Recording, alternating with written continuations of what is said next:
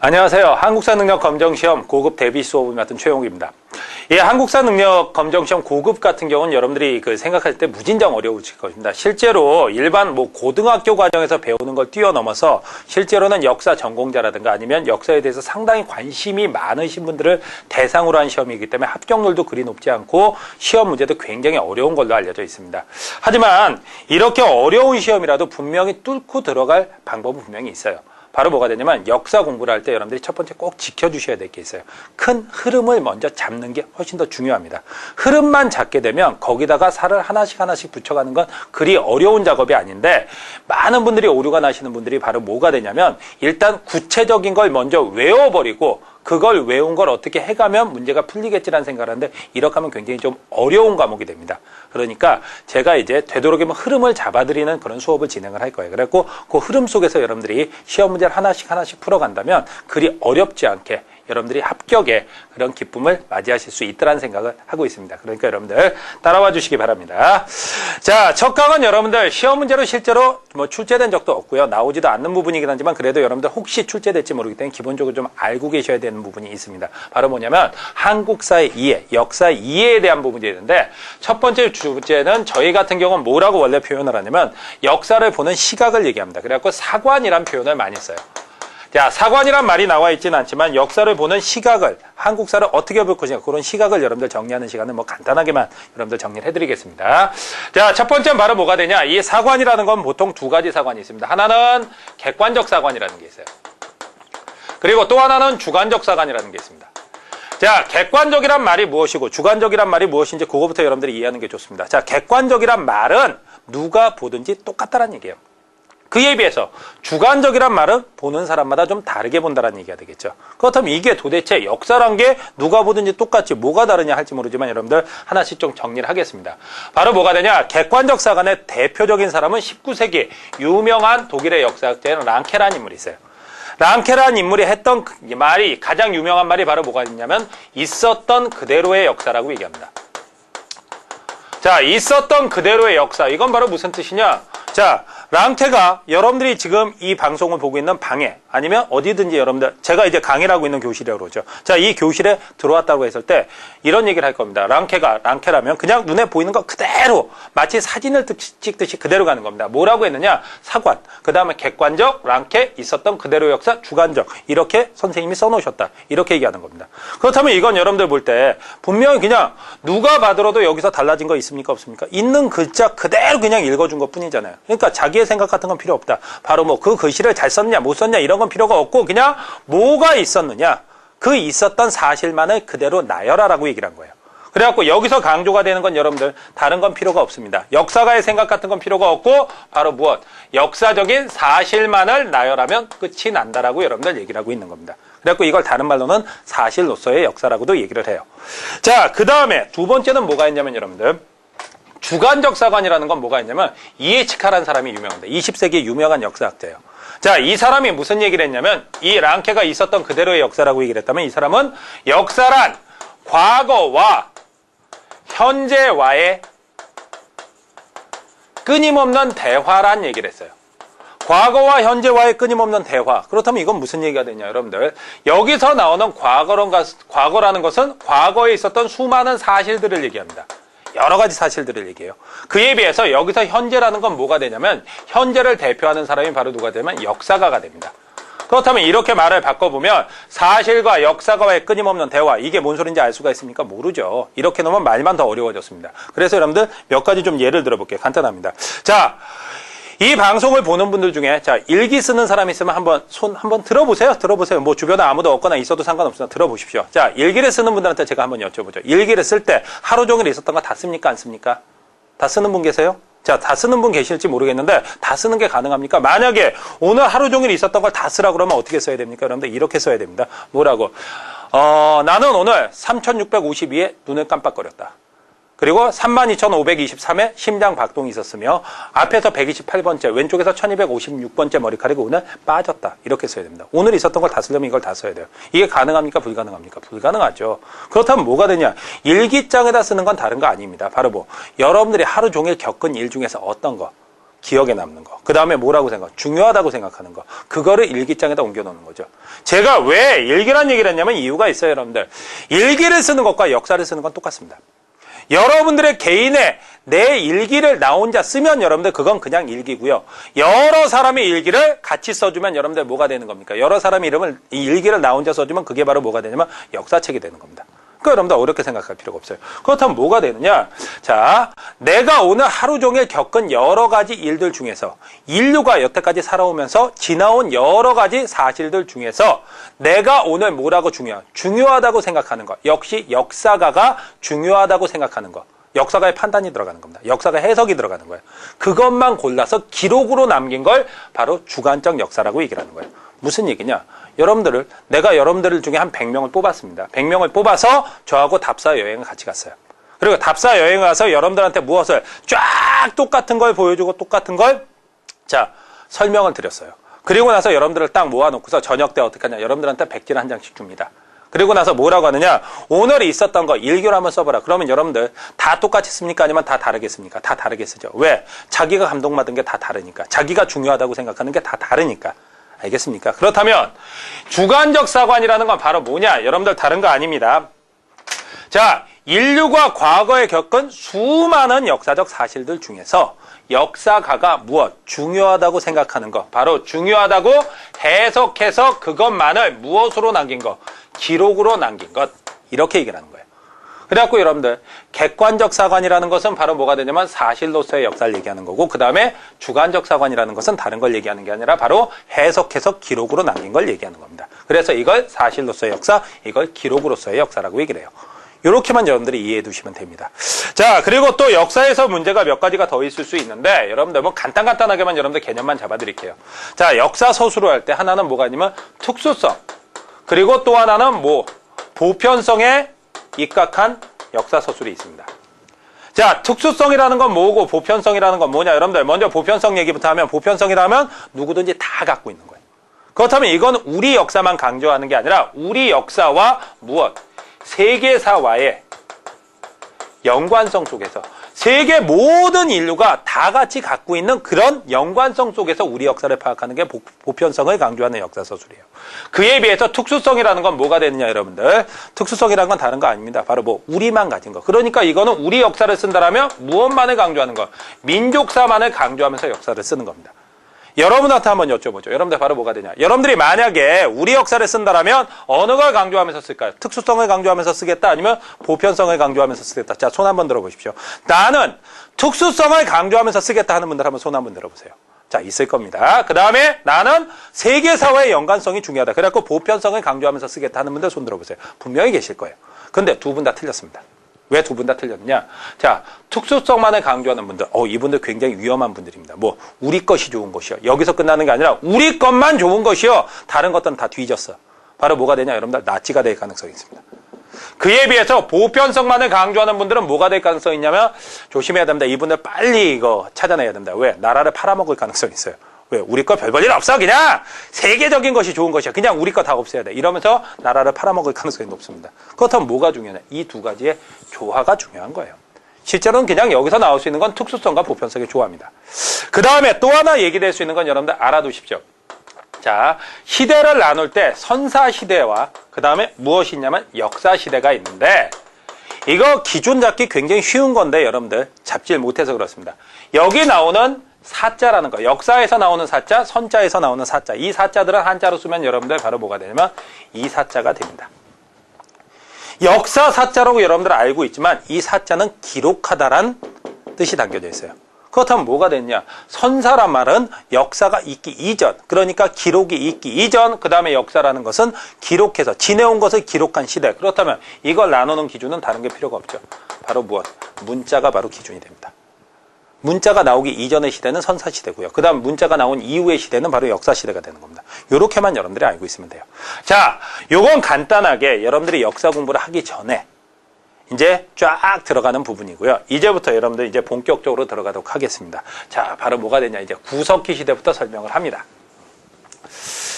자, 구석기 시대부터 여러분들 간단하게 봐가면서 필요한 것들은 여러분들 사진까지 보여줘 가면서 여러분들 수업을 하겠습니다. 잘 따라오세요. 자, 제일 먼저 나오는 거 여러분들 구석기 시대가 됩니다. 자, 구석기 시대가 되는데 다들 이 구석기 시대 하면 일단 암기부터 할 생각을 하세요. 암기부터 할 생각을 하는데 암기할 생각하지 마시고 좀 생각을 좀 해가면서 여러분들의 상상력을 조금만 발휘하면 구석기, 신석기, 청동기, 철기 별로 어렵지 않게 넘어갈 수 있습니다. 오늘 첫 강의에서는 여러분들 어디까지 갈 거냐면 신석기까지 갈 건데 신석기까지 가는 과정에서 얼마나 상상력을 여러분들이 발휘하느냐가 공부하는 양을 확 줄일 수도 있고 확 늘려놓을 수도 있습니다. 그리고 최근의 문제는 얼마 전까 한 2년 전 문제까지만 하더라도 굉장히 뭘 했냐면 여러분들 이 아주 지역적인 거, 그래갖고 어느 동네에서 뭐가 있었다, 어느 동네에서 뭐가 있었다, 조금 이따 풀어드리긴 할 건데, 여러분들, 그런 것들을 많이 물어봤지만, 최근 들어선 그런 문제는 사라졌습니다. 그거는 역사 공부하는데 아무런 도움이 안 된다는 걸 이제 출제관들도 좀 알았나 봐요. 그런 문제가 올해부터 많이 사라졌고요. 실제로는 구석기 시대를 제대로 이해하고 있는가, 아니면 신석기 시대를 제대로 이해하고 있는가, 이런 문제들이 많이 나오니까 흐름의 정리에 대해서 여러분들 잘 한번 정리를 해 두십시오. 자, 구석기 시대 하면 일단 70만 년 전에 시작이 됩니다. 요거 정도는 뭐 별거 아니니까 그냥 내비두죠. 자, 그리고 구석기 시대를 들어가려면 대부분 다 뭐라고 얘기를 하면 일단 구석기 시대는 뗀석기 이런 생각하고 들어가시죠. 하지만 그렇게 들어가면 정말로 외울 것만 많아져요. 그래서 여러분들한테 한 가지를 먼저 얘기하고 들어가면 됩니다. 일단 포인트 하나, 그 시대를 들어가기 위한 포인트 하나를 잡아드릴게요. 여러분들 구석기 시대 포인트는 바로 뭐가 되냐면 무엇을 아직 농경이 시작되지 않았다. 농사를 안 지었다라는 게 바로 포인트가 됩니다. 이게 바로 포인트예요. 농사를 안 지었다. 아니, 농사를 안 지었다는 게 뭐가 포인트가 되냐? 하나씩 보죠, 여러분들. 자, 농사를 안 지었습니다. 그렇다면 여러분들, 농기구가 필요합니까? 필요 없습니까? 필요 없어요. 그냥 쓰기 편한 거면 되는 거야. 그러다 보니까 정교한 농기구 자체를 만들 필요가 없어요. 그러니까 그냥 사람들 어떻게 한다? 그냥 돌과 돌을 부딪혀갖고 필요한 모양만 만들어서 씁니다. 그런 석기를 바로 뭐라고 하면 여러분들, 뗀석기라고 얘기를 해요. 뗀석기. 돌과 돌을 부딪혀갖고 필요 없는 부분을 떼어내고 만든 석기가 뗀석기가 되는 거예요. 그냥 이거 만듭니다. 그런데 이 뗀석기에도 괜히 어렵게 생각하지 말고, 자, 초기하고 후기가 조금 모양이 달라요. 어떻게 다르냐? 초기에는 아직까지 뗀석기를 만드는 기술이 발달하지 않았어요. 그래갖고 그냥 하나를 만들고 두 개 만들기 너무 힘들어. 기술이 없으니까. 그러니까 어떻게 하나 만들어서 여러 용도로 씁니다. 평평한 부분을 그냥 빻고요. 뾰족하면 콱콱 찍고 이렇게 썼던 거예요. 하지만 이런 뗀석기를 만드는 기술이 이제 발전하게 됩니다. 발전하게 되면 이제 하나의 용도를 가진 전문 도구들을 이제 만들어내게 되죠. 하나의 용도를 가진 전문 기구들을 만들어지면서 좀 더 이제 전문화되긴 하지만 여러분들 그냥 간단하게 처음에는 하나의 돌을 만들어서 그걸로 여러 용도로 썼고 나중에는 좀 더 전문적인 도구를 만들었다. 그 정도만 여러분들 알아두면 됩니다. 자, 그리고 두 번째, 농사를 안 지었다라고 얘기를 했습니다. 자, 화살표로 하죠. 농사를 안 지었다라면 어떻게 먹고 살아야 돼요? 농사 안 지으니까. 당연합니다. 이제 과일 같은 거 따먹어야 돼. 그걸 채집이라고 그럽니다. 그 다음에 조그만 동물들을 잡아먹어야 되겠죠. 그걸 바로 뭐라고 하면 수렵이라고 얘기를 해요. 그 다음에 또 하나 뭐가 있느냐. 좀 더 잡기 쉬운 동물 뭐가 있겠습니까? 물고기겠죠. 그래갖고 바로 뭐 물고기 잡는 거 어로라고 얘기를 합니다. 어로. 이런 걸로 먹고 사는 거예요. 이겁니다. 자, 그리고 또 이런 걸 하다 보니까 여러분들 외울 생각하지 마세요. 잘 보세요. 이런 걸 하다 보니까 어디서 사는 게 제일 좋을 것 같아요? 살아야 될 곳. 여러분들 이걸 하기 좋은 곳에서 살아야 되겠죠. 다른 곳 아니에요. 바로 이걸 하다 보니까 당연히 강가에서 살겠습니다. 강가. 왜 강가냐? 여러분들 강가는 땅이 기름집니다. 땅이 기름지니까 과일나무 같은 거 많이 나와요? 적게 나와요? 많이 나오겠죠. 당연히 많이 나오니까 무엇하기 쉽다? 과일 따먹기 쉽다. 채집하기 좋은 겁니다. 그 다음에 또 하나, 강가로 동물들이 물 먹으러 내려오니까 뭐만 파두면, 구덩이만 파두면 여러분들이 동물을 잡을 수가 있는 거예요. 그러니까 수렵하기 좋죠. 그 다음에 강가니까 물고기 산에 가서 잡을 거예요? 당연히 강가에서 잡아야 되겠죠. 그러다 보니까 어로 작업하기도 강가가 좋았던 거예요. 그래갖고 구석기 시대 유적지는 대부분 다 강가에 있습니다.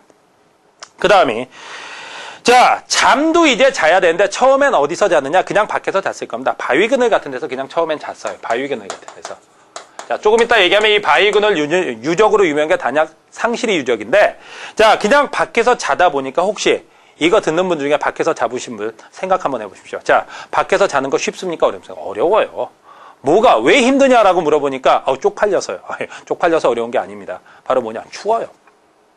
잘못하면 얼어 죽을 수도 있어요. 그러다 보니까 따뜻한 곳을 찾아 들어가야 돼요. 처음에 찾아 들어간 곳은 다른 곳도 아니라 바로 어디가 되겠습니까? 여러분들 동굴입니다. 동굴. 자, 동굴로 찾아 들어갔는데 문제는 이 동굴에 문제가 있어요. 왜? 동굴이 흔하다, 귀하다, 아주 귀해. 그 다음에 또 하나 뭐가 되냐면 여러분들 동굴이 귀한 데다가 운 좋아서 동굴에 찾아 와 하고 들어갔는데 뭐가 됩니까? 거기 들어가 봤더니 누가 있어요, 여러분들? 어떤 곰하고 호랑이하고 마늘 먹고 쑥 먹고 거기서 대기하고 있죠. 물론 시대는 안 맞지만. 그러다 보니까 여러분들 이 동굴을 구하면 다행이지만 동굴을 못 구한 사람들이 훨씬 더 많을 수밖에 없다란 말이야. 자, 동굴을 못 구한 사람들은 이제 동굴 밖에다가 동굴과 비슷한 환경을 만들어줘야 돼요. 자, 무엇을 만드냐? 여러분들 집을 만들게 해요. 집. 근데 처음에 만든 집은 어떤 집을 만들었냐? 여러분들 다른 게 아니라 막집이라는 걸 만들었어요. 막집. 막집은 어떻게 만든 집? 막 지은 집. 맞습니다. 막 지은 집이에요. 괜히 어렵게 생각하지 마시고. 왜 집을 막 지었느냐? 이유는 간단해. 여러분들 이 당시에 무엇해서 먹고 살아요? 채집, 수렵, 어로해서 먹고 살죠. 이런 거 해서 먹고 살다 보니까 한 군데서 오래 산다는 게 가능합니까? 불가능합니까? 불가능합니다. 그러니까 계속해서 무슨 생활을 해야 돼? 이동 생활을 해야 됩니다. 이동 생활하는데 얼마간 쓰고 버리고 얼마간 쓰고 버리고 와야 되는데 집을 잘 지을 이유가 있습니까? 없습니까? 잘 지을 이유 자체가 없죠. 그러니까 당연히 이동 생활하니까 이 사람들은 다른 게 필요 없고 무엇을 한다? 그냥 막집 지어서 살면 되는 거예요. 자, 이런 형태가 나오는 게 농경. 그리고 이 당시에 이동할 때는 여러분들 바로 누구로 이동하느냐? 자, 가족 단위로 보통 이동을 하게 됩니다. 가족 단위로. 요 정도만 여러분들 알아도 구석기에 대해서는 상당 문제가 풀릴 수가 있어요. 이게 바로 흐름이라는 겁니다.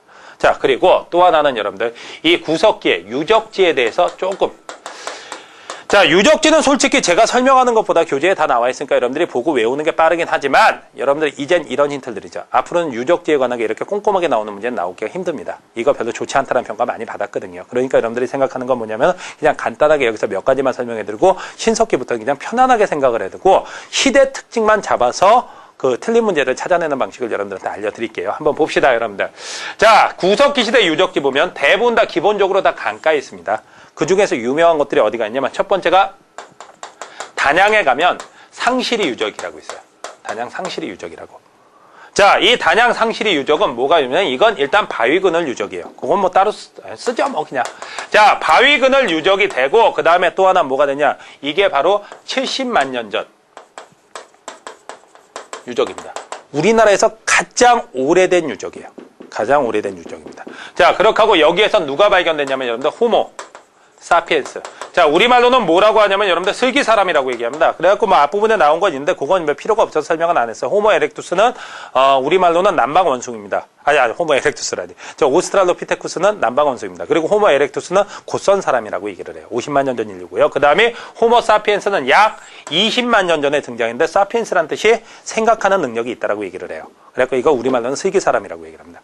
그리고 우리들은 뭐가 되냐? 우리 같은 현생 인류는 여러분들 호모 사피엔스 사피엔스라고 그러는데 이건 슬기 사람이라고 조금 어울리지 않는 이름이 붙어 있기도 합니다. 자, 어쨌든 이런 사람이 발견되기도 했다라고 여러분들 기억하면 되고 그 다음에 저기 경기도 북부에 가면 연천이 있습니다. 연천에 가면 전곡리라고 가보면 굉장히 공원을 이쁘게 해놓은 곳이 있어요. 거기 구석기 공원 이제 잘 만들어놨는데 여러분들 한번 나중에 놀러가 보십시오. 굉장히 괜찮습니다. 여기서 뭐가 발견됐냐면 유럽형 아슐리안 주먹도끼라는 게 나옵니다.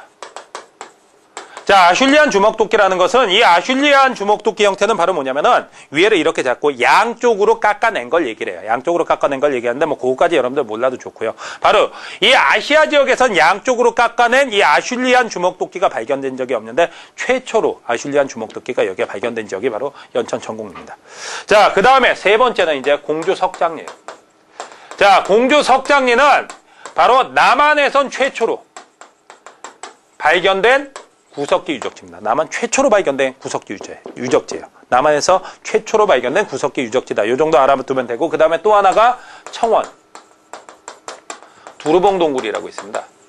자, 이거 동굴 유적인데 여기서 무엇이 발견됐냐면 여러분들 어떤 사람의 유골이 완벽한 형태로 발견됐어요. 이걸 발견한 사람이 김흥수 씨입니다. 김흥수 씨. 그리고 그래갖고 그분은 그거 발견 하나로 역사책에 이름을 남기셨는데 그래갖고 그 아이를 바로 뭐라고 하면 흥수 아이라고 얘기를 합니다. 키가 한 120cm 정도 되고요. 유골이. 그 다음에 나이는 한 6살에서 7살 정도로 추정되는 아이의 유골이 발견이 됐어요. 그래서 이걸 바로 흥수아이라고 하는데 이 특히 청원 두루봉 동굴 이 흥수아이는 자주 얘기가 나오는 부분이니까 여러분들 요것만은 하나 좀 기억을 해 두십시오. 자, 이렇게 해갖고 여러분들 구석기 유적을 봤는데 자, 구석기 문화에 대해서 봤는데 이 구석기에 대한 얘기 여러분들 한번 문제를 좀 풀어가면서 여러분들 얘기를 하도록 하죠. 자, 한번 보죠. 자, 1번 문제가 여러분들 나와 있습니다. 자, 한번 보시죠, 여러분들. 다음은 우리나라 구석기 유적지를 답사하기 위한 계획표이다. 지도에서 이동해야 할 경로로 옳게 표시한 것은 여러분들 23페이지에 그거 기출문제로 나와 있는 거 보이죠? 한번 보겠습니다, 여러분들. 자, 첫 번째 특징. 자, 첫째 날 아슐리안 주먹도끼가 아시아에서 처음으로 발견됐다라고 나왔습니다. 여러분들 아슐리안형 주먹도끼라면 제가 설명을 했었죠? 절 따라 한번 보십시오. 여기 뭐라고 설명을 했습니까? 여기 연천 전곡리라고 분명히 설명이 돼 있네요. 자, 연천 전곡리라고 설명이 돼 있으니까 여기서 찾으면 되겠네요, 여러분들. 자, 아까 지도 딱 보니까 이제 왔다 갔다 안 하겠습니다. 여러분들 다들 외우고 있을 테니까 바로 뭐가 되냐? 이거 가가 됩니다. 가. 가라면 여러분들 체크가 몇 군데가 되죠.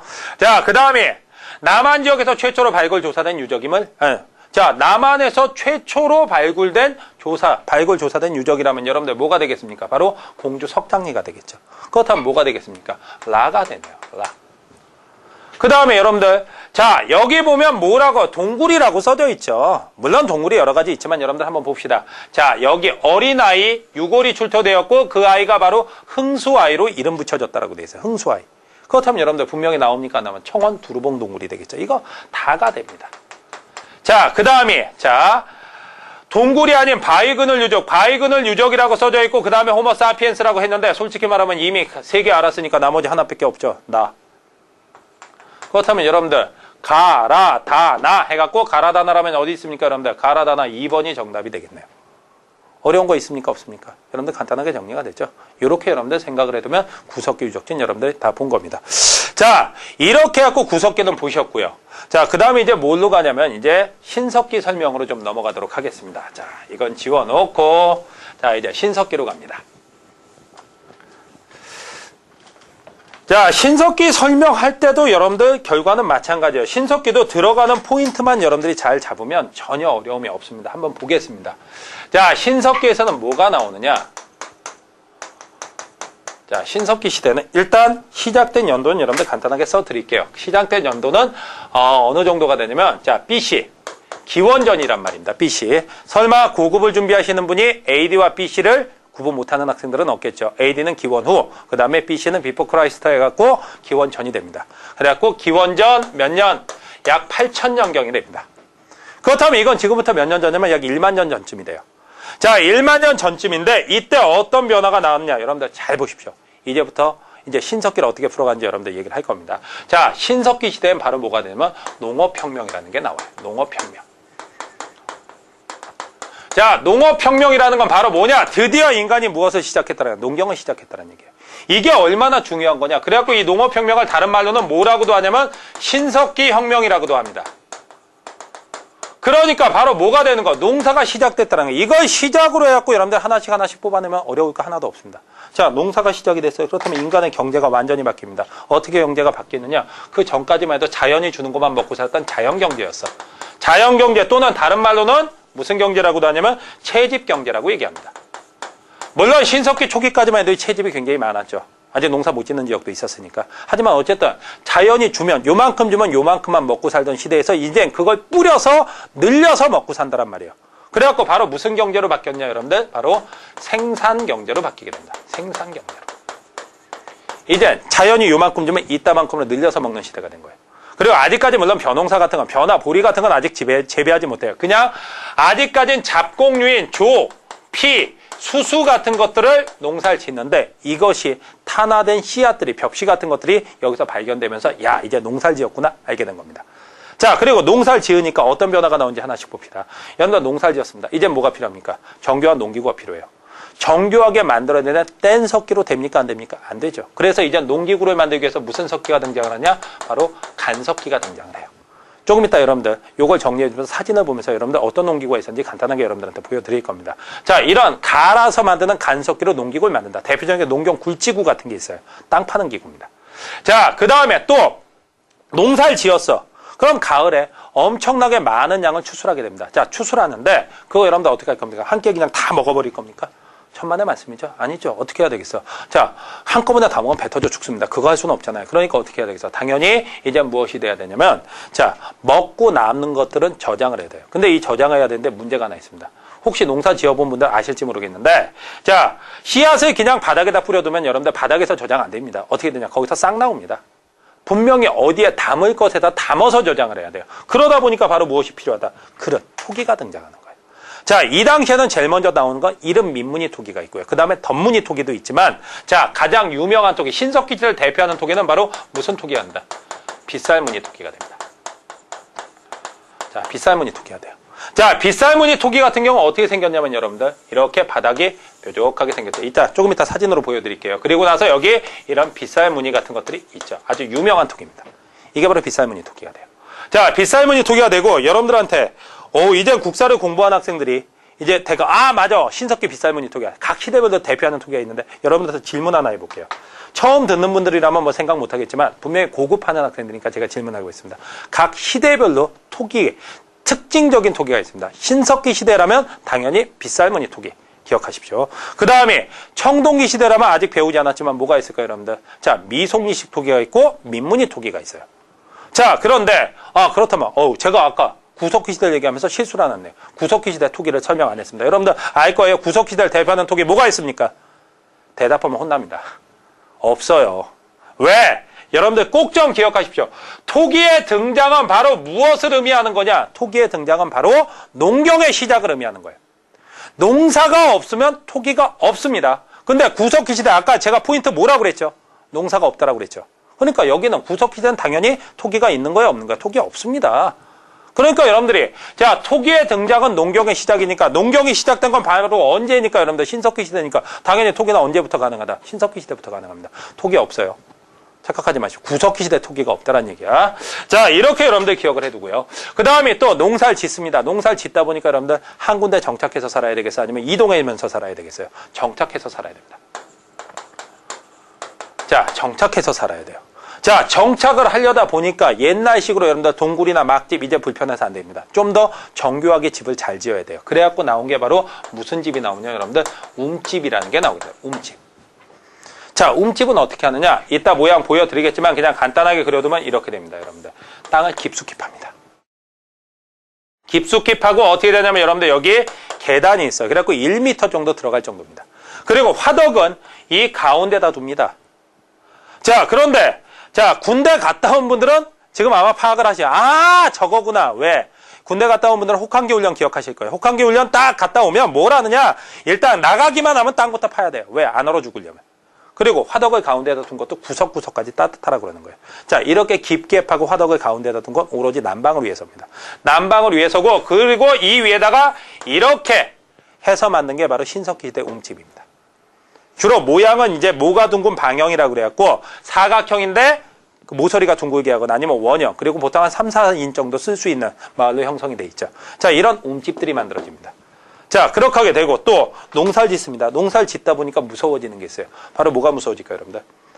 바로 뭐가 무서워지겠습니까? 여러분들 천정 아닙니다. 하늘이죠, 하늘. 자, 하늘이라고 얘기하는데 예전에 한번 수업을 하는데 한 학생이 저를 아주 상처를 줬던 적이 있어요. 뭐가 무서워지지 딱 이 얘기를 했더니 한 학생이 암내요 그래갖고 아주 당황을 했던 적이 있습니다. 암내가 무서운 게 아닙니다. 여러분들 설마 이 방송을 통해서 이런 냄새가 가는 건 아니겠죠. 자, 바로 뭐가 무서워지면 하늘이 어떤 기후를 주느냐에 따라서 우리가 농사가 잘 되기도 하고 개판이 되기도 한다는 말이에요. 그래갖고 나오는 게 바로 뭐냐? 이거 기후를 내 맘대로 바꿀 수 없으니까 어떻게 됩니까? 하늘에 대고 치성을 드려야 돼요. 그래갖고 나왔던 게 바로 뭐가 되냐면 애니미즘. 자, 애니미즘이라는 건 다른 거 아닙니다. 모든 자연물과 모든 자연현상에 무엇이 있다라고 믿는 거, 영혼이 있다라고 믿는 겁니다. 그래갖고 지금도 이거 남아있는 거 있습니다. 자, 어느 동네 가면 굉장히 영험한 바위가 있다라고 그래요. 뭐 복바위라고도 하고 이런 것들 있죠. 그런 게 바로 애니미즘이에요. 그리고 시골 마을에 가면 마을 입구에 뭐가 있냐면 성황당이 서 있습니다. 성황당. 웬 고목에다가 새끼줄 감아놓고 치성들이죠. 그 성황당, 그 고목에 뭐가 있다라고 믿는 거, 영혼이 있고 산신령이 있다라고 믿는 거예요. 그게 바로 애니미즘입니다. 특히 이 시대에는 여러분들 농사하고 관련된 거기 때문에 바로 자, 산에도 돌에도 나무에도 다 있는데 특히 태양과 물에 대한 신앙이 굉장히 강했죠. 자, 그 다음에 두 번째는 샤머니즘. 여러분들 샤머니즘이라면 바로 뭐가 되냐? 샤머는 여러분들 무당을 얘기합니다. 여러분들 지금이야 무당이 천대받고 하지만 이게 고려시대 조선시대 오면서 천대받았지만 처음에 무당은 사람들 중에서 첫 번째로, 아직 계급까지는 없어요. 하지만 첫 번째로 바로 무엇이 된다? 특별한 존재가 바로 무당입니다. 바로 누구하고 누구예요? 하늘과 인간을 연결시켜주는 존재이기 때문에. 이런 샤머니즘도 나오고요. 그 다음에 또 하나 뭐가 있다? 토테미즘이라는 것도 있어요. 자, 토테미즘이라는 건 자신들의 조상과 자신들의 조상을 누구한테? 특정 동식물과 연결시키는 거예요. 우리 민족의 토템이라면 여러분들 다른 거 아닙니다. 여러분들 최고 할머니 누구세요? 웅녀죠, 웅녀. 웅녀라면 뭐가 변해서 만들어지신 분이야? 바로 곰이 변해서 만들어지신 분이죠. 우리 민족은 다 곰 토템, 호랑이 토템을 갖고 있습니다. 이게 바로 토테미즘이에요. 이런 게 발달한다라고 여러분들 기억을 해두면 되죠. 자, 그리고 또 뭐가 있느냐. 자, 농사를 짓다 보니까 이제 노동력이 많이 필요합니다. 노동력이 많이 필요한데 당시에는 어떤 사회냐면 시족사회였어요. 시족. 시족이라면 뭐가 되겠어요, 여러분들? 같은 핏줄끼리 모여 사는 거예요. 근데 이게 인구를 늘리면 계속해서 아이들을 낳아줘야 되는데 문제는 같은 핏줄끼리 결혼하는 거 좋다 안 좋다? 안 좋다라는 거 경험적으로 알게 되죠. 그러다 보니까 이젠 같은 핏줄끼리 결혼하지 말자 해갖고 무엇을 하게 되면 조계혼이라는 걸 하게 됩니다. 조계혼. 다른 시족과 결혼하는 거예요. 그러면 시족과 시족이 결합을 해갖고 바로 무엇으로 가냐면 여러분들 부족 단위로 가죠. 헌데 가끔 아니죠. 거의 대부분이 착각을 합니다. 뭐라고 착각을 하냐? 이 조계혼을 일부 일처제라고 착각하시는 분들이 있는데 일부 일처제 아닙니다. 이거는 여러 시족들이 저녁마다 모여요. 그래갖고 서로 사랑의 짝대기 행사를 합니다. 딱 해갖고 손가락 딱 맞으면 손잡고 움집에 들어가면 노동력 하나 느는 거예요. 자, 그래갖고 바로 이 조계혼이라는 것은 일부 일처제, 이런 말 해도 되나 모르겠는데 여러분들 그렇게 되면 여러분들 어디의 파트너가 오늘의 파트너입니까? 아니겠죠. 오늘의 파트너가 내일의 파트너 아니죠. 매일매일 파트너가 바뀔 수가 있는 거예요. 그러다 보니까 여러분들 나올 수 있는 게 바로 뭐가 되냐? 일부 일처제 아니죠. 일부 다처제 아닙니다. 일처다부제 아니에요. 뭐가 되겠어? 다부 다처제. 일명 프리스타일이라고 얘기할 수 있겠죠. 프리스타일. 자, 이렇게 해갖고 부족들이 나온답니다. 자, 그렇게 하고 또 하나 뭐가 되냐면 여러분들 한번 봅시다. 자, 이렇게 해갖고 이제 농사를 짓기 시작했는데 아직까지 농업 생산력이 높진 않았어요. 농업 생산력이 높지 않다 보니까 아직도 무엇은 그대로 해야 되냐면 채집, 수렵, 그 다음에 어로 같은 거 아직까지도 그대로 해야 됩니다. 아직까지 이거 해야지 먹고 살아요. 초창기에는 이거 비중이 훨씬 더 컸고 후기로 가면서 신석기 후기로 가면서 좀 더 나아지긴 하지만 어쨌든 아직까지도 이거 해야 된다. 그 다음에 이걸 하다 보니까 아직도 살아야 될 곳은 강가나 해안에 사는 게 훨씬 더 유리합니다. 강가나 해안에 사는 게 훨씬 더 유리해요. 그리고 또 하나는 뭐가 되냐면 여러분들 자, 이 시대에는 원시적인 수공업 형태도 나와요. 그래갖고 나왔던 것이 바로 뭐가 있냐면 여러분들 가락바퀴. 가락바퀴 조금 이따 여러분들한테 사진으로 보여드릴게요. 자, 가락바퀴는 실 뽑는 기구입니다. 그리고 그걸로 실을 뽑아서 바로 뭐 뼈바늘 같은데 실을 꿰갖고는 옷도 만들어 있고 그 다음에 무엇도 하게 됩니까? 옷도 만들어 있고 그물도 짜게 되겠죠. 이런 걸 하게 된다. 그리고 좀 더 미에 대한 의식도 많이 발달해 갖고요. 뭐가 있냐면 이제 얼굴 모양을 이제 토우 같은 걸 만들기도 하고요. 그 다음에 또 이제 얼굴을 가리는 조개 가면도 있습니다. 그리고 칠해걸이라고 해서 몸을 장식하는 이런 장신구 같은 것들도 나오죠. 자, 이런 게 바로 신석기 시대인데 이 신석기 시대까지 해서 여러분들이 또 하나 이해해야 될 게 있습니다. 구석기 시대부터 이 신석기 시대까지는요, 여러분들 아직까지 농업 생산력이 높았을까 낮았을까? 농업 생산력이 낮았습니다. 아직까지 농사만으로는 못 먹고 사는 시기야. 농업 생산력이 낮았어요. 그러다 보니까 먹고서 남는 거 없습니다. 먹고서 남는 거 없으니까 잉여 생산물 없으니까 바로 뭐가 되냐면 여러분들 이제 사유재산 그냥 먹으면 땡이야. 그러다 보니까 사유재산 같은 거 없으면서 아직까지 계급이 없는 평등사회로 나오게 돼요. 계급이 없는 평등사회입니다. 그 다음에 또 있습니다, 여러분들. 자, 아버지 중심의 사회였을까요? 엄마 중심의 사회였을까요? 뭐 다들 얘기를 합니다. 엄마 중심의 사회였어요. 그래서 모계사회였을까요? 이런 얘기 하는데 모계사회란 말은 맞긴 맞아요. 근데 질문 하나 해보죠. 왜 모계사회였을까요? 왜 모계사회였을까요? 뭐 대부분의 대답은 이거거든요. 아니 그거야 뭐 애 낳으니까. 자식을 낳으니까 엄마 중심의 사회 아니고 지금이라고 자식 안 낳습니까? 똑같은데. 근데 이유가 있어요. 바로 뭐냐면 아까 여러분들한테 얘기했었죠. 조계원. 뭐라고 그랬어요? 다부다처제. 사랑의 짝대기, 그 다음에 움집 가면 끝난다라고 그랬습니다. 그러다 보니까 애를 낳았을 때 엄마가 고민이 된다. 얘가 누구애지? 앞 움집인가? 뒷 움집인가? 헷갈리게 되죠. 그러다 보니까 여러분들 형제들 간에 그 같은 엄마를 둔 형제들 간에 아버지라는 공통점은 없어요. 그렇다면 누가 공통점일 수밖에 없다. 엄마가 공통점일 수밖에 없는 겁니다. 그러다 보니까 당연히 엄마를 중심으로 모든 게 이루어진다가 되는 거죠. 그래서 당연히 이 시대는 무슨 사회가 나온다? 모계사회가 나온다라고 여러분들 기억을 해두면 됩니다. 자, 이렇게 해갖고 여러분들 신석기를 간단하게 봤는데 신석기에 대한 문제 여러분들 좀 정리를 한번 해보도록 하죠. 자, 어떤 문제가 있는지 한번 보겠습니다. 자, 여러분들 한번 보시죠.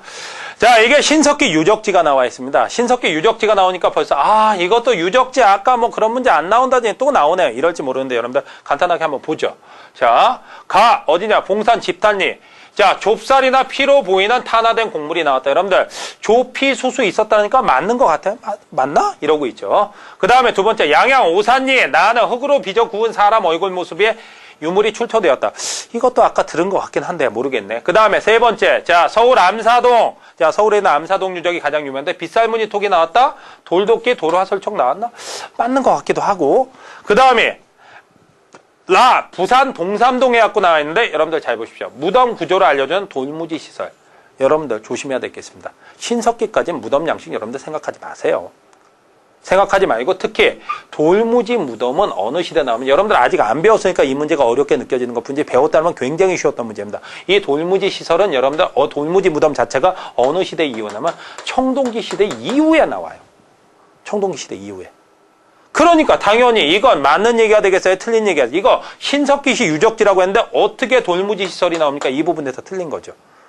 그러니까 가만히 보니까 이 문제는 분명히 무엇을 가장하고 있냐. 각 시대의 무엇 특징들을 다 가장하고 있는 것 같은데 각 지역별로 따로따로 알아야 될 것 같은데 가만히 보니까 말도 안 되는 얘기가 하나 껴있는 거죠. 요즘 흐름은 이렇게 나옵니다. 그러니까 여러분들 괜히 어렵게 생각할 필요 없습니다. 그 다음에 제주 고산이 뗀석기가 나왔죠. 이건 구석기니까 틀렸겠죠. 여러분들 신석기 유적지라고 뗀석기가 안 나오는 건 아니야. 나올 수도 있어요. 그 다음에 또 하나 뭐가 있냐. 덤무늬 토기, 그 다음에 토기, 질이 거친 토기. 토기 나왔어요. 토기라면 어느 시대가 돼야 돼요? 당연히 신석기 시대가 되죠. 그래갖고 여기서 답은 말도 안 되는 얘기가 나온 건 답은 4번이 됩니다. 알겠습니까? 이렇게 여러분들이 풀어주면 됩니다. 자, 그렇게 하고 지금부터 무엇을 하느냐. 여러분들 이렇게 칠판에다 딱 정리를 해줬는데 여러분들 유물이 뭐가 있었는지 그 시대를 대표하는 게 뭐가 있었는지 그것들을 사진을 봐가면서 여러분들 정리 잠깐 해드릴게요. 다시 사진을 봐가면서 시대를 한번 정리를 한번 해보도록 하겠습니다. 자, 첫 번째 나온 얘기는 여러분들 이게 구석기 시대입니다. 구석기 시대 유물들이 돼요. 이거 뭐가 되냐 여러분들 이게 바로 아슐리안형 주먹도끼예요. 어디 연천 전곡리에서 나온 거죠. 바로 뭐냐 이렇게 손으로 잡고 이렇게 이제 주먹도끼입니다. 이렇게 손으로 잡고 그 다음에 이 부분을 양쪽에서 깨 들어가서 만든 게 아슐리안인데 이런 전문적인 용어까지 여러분들 알 필요는 없습니다. 그래갖고 이런 뗀석기가 나왔다. 그리고 이거는 바로 뭐라고 그러냐면 이걸 승배찌르개라고 얘기합니다. 승배라는 부분은 바로 이 부분을 얘기합니다. 창이나 나무 같은 데다 연결할 수 있도록 만든 부분이에요. 이런 승배까지 만들어지는 승배찌르개는 후기에 보통 많이 나오긴 하지만 어쨌든 이런 주먹도끼나 승배찌르개 가만히 보니까 다 뗀석기죠. 돌도 이렇게 부딪혀서 만든 겁니다. 그냥 뗀석기, 구석기라고 여러분들 기억을 해두면 됩니다. 구석기 요 정도면 됐고요. 자, 그 다음에 이제 드디어 무엇이 나왔냐? 오, 그릇이 나왔네요. 자, 그릇이 나왔어요. 그릇이 나왔으면 일단 무슨 생각을 해야 돼? 무엇 이후? 신석기 시대 이후라고 보면 됩니다. 왜? 토기니까. 토기의 등장은 농경의 시작을 의미하니까. 자, 근데 여러분들 한번 보십시오. 이거 바로 무슨 토기냐면 덤무늬 토기예요. 여기다 이렇게 덤무늬를 만들었죠. 그 다음에 이거 바로 빗살무늬 톡입니다. 대표적인 빗살무늬 톡인데 밑에가 뾰족하게 만들었죠. 자, 이거 신석기 시대 빗살무늬 톡입니다. 그리고 다시 한번 얘기합니다. 토기의 등장은 무엇을 의미한다? 바로 농경의 시작을 의미한다. 그렇기 때문에 구석기 시대를 대표하는 토기는 있습니까? 없습니까? 없다라고 생각해요. 구석기 시대를 대표하는 토기는 없답니다. 알겠습니까? 여러분들 기억을 해 두십시오. 자, 그 다음에 세 번째는 뭐가 있느냐 여러분들 신석기 시대 또 나오는 건데 이게 갈돌이라는 거예요. 갈돌. 갈돌은 뭐냐면은 저기다 곡식 같은 걸 넣고 이렇게 갈아서 쓸 수도 있는 겁니다. 그렇게 하고 갈아서 이런 기구를 만들었고 이게 바로 농경 굴지구라는 건데 이걸로 땅을 파는 데 쓰는 겁니다. 땅을 파는 데. 이렇게 농기구 같은 간석기들이 많이 나왔던 시기 바로 어느 시기? 신석기라고 여러분들 기억을 해 두십시오. 자, 그 다음에 네 번째는 자, 이것도 뭐가 되냐? 여 안에 있는 거. 이거 가락바퀴입니다. 여기다가 통과시키면서 실을 뽑는 거예요.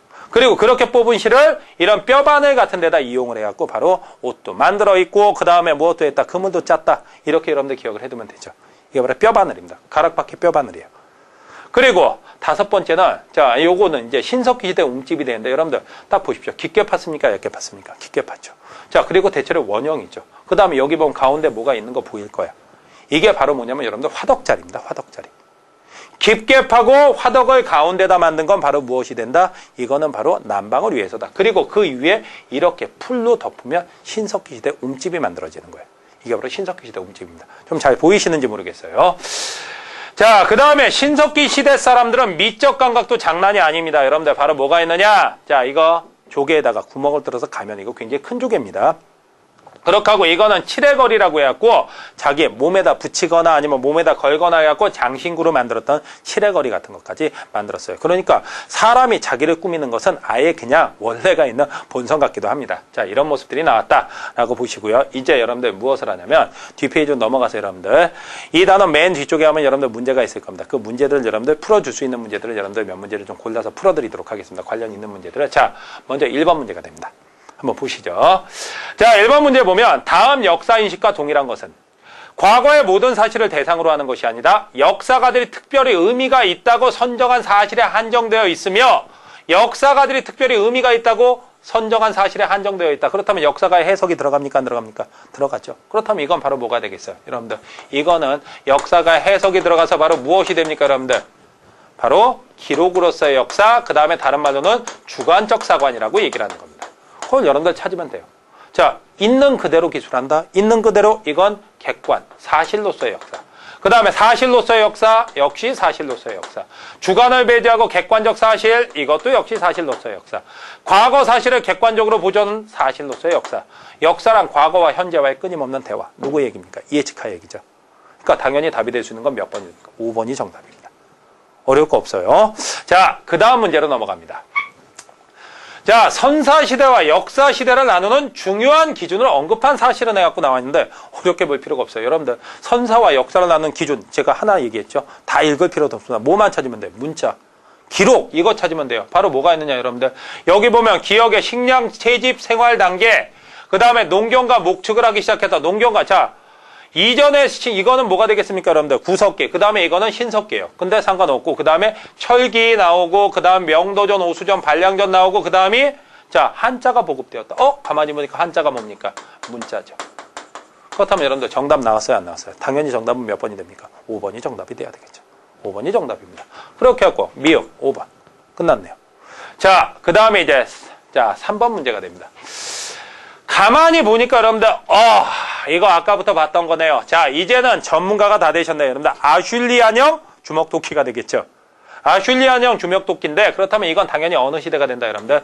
가만히 사는 것도 동굴이죠. 그러다 보니까 이건 당연히 구석기 시대가 돼요. 구석기를 찾으라는 얘기입니다. 자, 언제 밭에다 조를 뿌릴 거? 가만히 보니까 농경이 시작이 됐죠. 그렇다면 이건 바로 어느 시대? 신석기 이후가 되겠죠. 그러니까 이거 아닙니다. 자네는 어떻게 두들기에 그렇게 찌개를 잘 만든가? 두들겨서 뭔가 만든다, 찌개를 만든다. 그렇다면 이건 바로 어느 시대? 구석기 시대 갈 수 있습니다. 그 다음에 별을, 여러분들 아직 배우지 않지만 별한 말이 나오면 무슨 시대 이후? 청동기 시대 이후고, 여기 반달도익칼 나왔기 때문에 무조건 청동기 시대입니다. 그 다음에 우리는 역부정 녀석들보다 확실히 우월하지. 그래, 맞아. 우리는 하늘의 자손이었잖아. 이거 선민사상이라고 하는데, 이런 선민사상과 계급이 나온 건 당연히 청동기 시대 이후가 됩니다. 그러니까 이것도 안 맞아요. 그 다음에 내일은 고인돌. 여러분들 이 고인돌은 지배계급의 무덤입니다. 나중에 이제 2강 정도에서 여러분들한테 설명을 할 거예요. 그렇다면 이것도 역시 어느 시대예요? 청동기 시대 이후입니다. 해당 안 되죠. 그러니까 답이 될 수 있는 건 당연히 몇 번입니까? 2번이 정답이네요. 2번이 정답입니다. 어려울 거 없네요, 요것도. 자, 그 다음에 여러분들 신석기 시대 생활에 관한 모습으로 설명으로 적절한 것을 해갖고 나왔는데 한번 봅시다, 여러분들. 자, 신석기 시대 동굴이나 막집에서 살았다. 이것도 여러분들 붙여놓으시죠. 구석기입니다. 알고 있죠? 그 다음에 동물 사냥과 어로를 주로 했다. 이것도 역시 구석기입니다. 농경의 시작과 식량을 생산해서 저장했다. 여러분들 바로 뭡니까? 농업혁명, 그 다음에 식량을 생산해서 저장하기 위해서 토기를 만든다. 그렇다면 이거 신석기 맞습니까? 틀립니까? 이게 맞죠. 그 다음에 뒤에 계급사였다. 청동기, 그 다음에 뗀석기와 뼈도구는 구석기. 그러니까 정답이 되는 건 몇 번이 되냐면 3번이 정답이 됩니다. 이것도 어려운 거 없었습니다. 저는 이제 저쪽에 되니까, 자, 요렇게 해갖고 여러분들 무엇을 봤냐면 쭉 구석기와 신석기를 여러분들한테 풀어드렸는데 쭉 설명을 하고 그 다음에 문제까지 관련된 것까지 여러분들 풀어봤습니다. 어렵게 생각하지 마십시오. 어렵게 생각하지 마시고 흐름을 제대로 이해한다라고 생각을 하면서 여러분들이 계속해서 따라와 주신다면 이 한국사 능력 검정 시험이 결코 대비하는 게 어렵지 않을 겁니다. 이왕이면 재밌게, 그리고 좀 더 가볍게 준비할 수 있다면 훨씬 더 좋잖아요. 그러니까 여러분들 수업 잘 듣고, 그 다음에 수업 잘 듣고 제가 마지막에 이렇게 문제를 풀어드리는데, 문제를 제가 풀어드리기 전에 미리 한번 수업을 들으시고 여기서 딱 끊어놓으시고 문제를 한번 풀어보세요. 그리고 나서 문제에 대한 설명을 제가 해드릴 때 그것까지 한번 따라와 보십시오. 그것만 제대로 된다면 여러분들 앞으로 한국사 능력 시험 그냥 여러분들 겁니다. 아시죠? 자신 있게 힘내시고 열심히 한번 해봅시다. 알겠습니까? 여러분들 힘내십시오. 화이팅 한번 외쳐보겠습니다. 자, 여러분들 화이팅!